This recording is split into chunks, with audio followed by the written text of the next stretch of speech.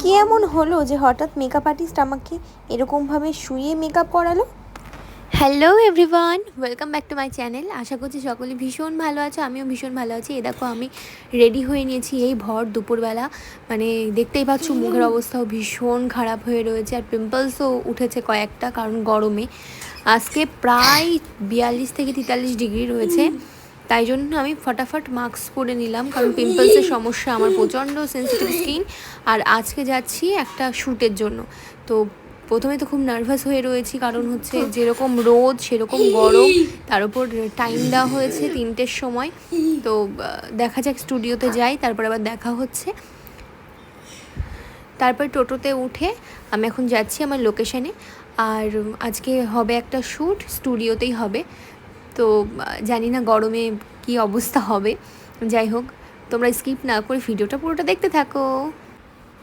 তারপর আমি পৌঁছে গেছি আমার লোকেশানে, আর এসে দেখলাম যে ঝুমা খুব সুন্দর করে স্টুডিওটা ডেকোরেট করেছে। সত্যি ভীষণ সুন্দর করেছে, এত অল্প টাইমের মধ্যে খুব ভালো করেছে। তো আমার তো ভীষণ পছন্দ হয়েছে। তোমরা অবশ্যই কমেন্টসে জানিও কেমন হয়েছে। আর দেখা যাক আজকে আমাকে কি লুক দেয়, আজকে কেমন সাজানো হয় দেখা যাক। তার জন্য তোমরা ভিডিওটা দেখতে থাকো।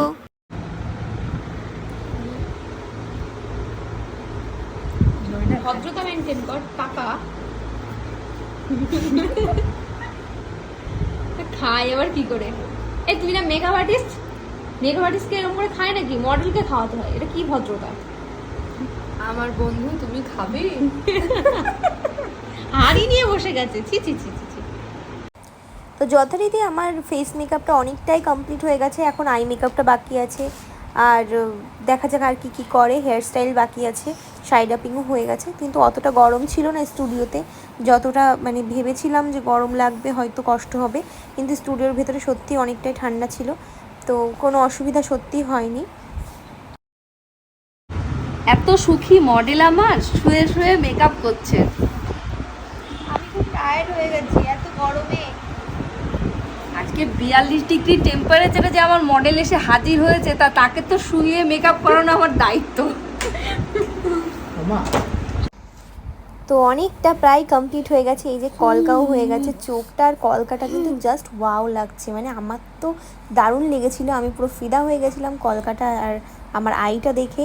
আর তোমরা অবশ্যই জানিও কেমন লাগছে, সত্যি অসাধারণ কলকা হয়েছিল। এই হচ্ছে ফাইনাল লুক। হেয়ার স্টাইলটাও কমপ্লিট হয়ে গেছে, একটা সেকেলে টাইপের একটা লুক দেওয়া হয়েছিল। হেয়ার স্টাইলটা দেখেও তোমরা হয়তো বুঝতে পারছো, সত্যি ভীষণ সুন্দর একটা লুক।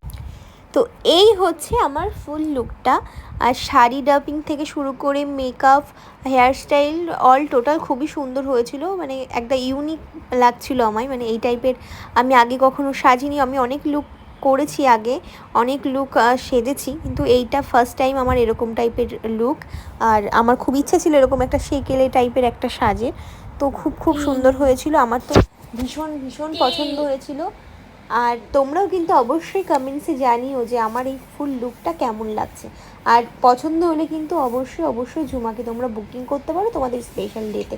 তো এখন চলছে ফটোশ্যুট, আর ফটোগুলো হয়তো তোমরা ফেসবুকে দেখে ফেলেছো এতক্ষণে, কারণ আমি অনেক ছবি আপলোড করেছি। আমি করেছি, ঝুমা করেছে, অনেক ছবি আপলোড করেছি আর প্রচুর ছবিও তুলেছি। সত্যি ফুল লুকটাও খুব সুন্দর হয়েছিল, আমার ভীষণ পছন্দ হয়েছে সিরিয়াসলি। আর মেকআপটাও খুব গ্লো করছিল। তো আমার ফটো তোলা কমপ্লিট হয়ে গেছে, প্রচুর পোজ দিয়ে প্রচুর ছবি তুলেছি আমি। ফেসবুকে তোমরা ফলো করো, দেখতে পাবে। আর এই যে মেকআপ আমার অনেকটাই রিমুভ করে ফেলেছি, এখন মেকআপ রিমুভ করে যাবো বাড়িতে।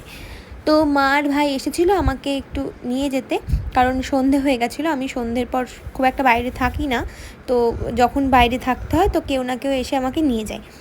আর এই যে ভাই খুব খুশি হয়ে গেছে অনেকক্ষণ পর দিদিকে দেখে।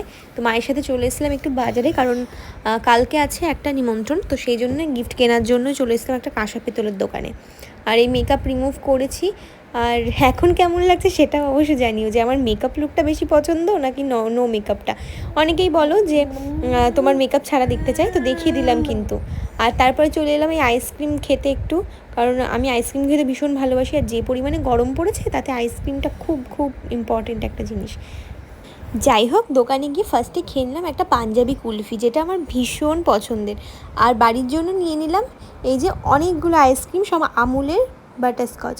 আর আইসক্রিম খেতে কিন্তু আমার ভীষণ ভালো লাগে, সেটা সব সিজনের জন্যেই। আর এই নিয়ে এসে আমি বাড়িতে এসেই ফার্স্টে আমি ফ্রিজে রেখে দিলাম, কারণ গলে গেছিলো আইসক্রিমটা।